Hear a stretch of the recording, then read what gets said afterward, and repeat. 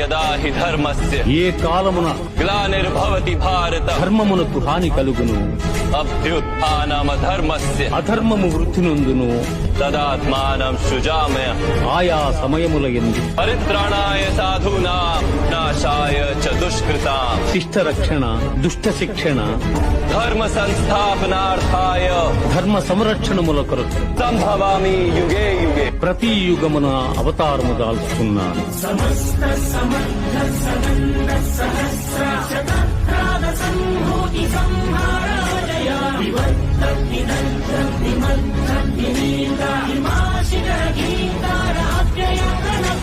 మొదలు పెట్టగానే ఎవరు గమ్యం చేరుకోలేరు. మన పైన మనకు నమ్మకం ఉండాలి.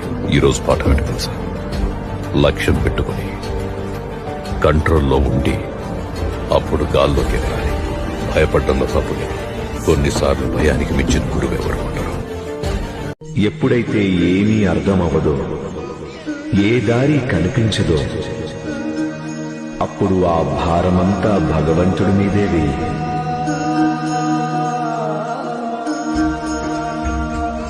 దారి ఆయనే తప్పిస్తాడు, దారి ఆయనే చూపిస్తాడు.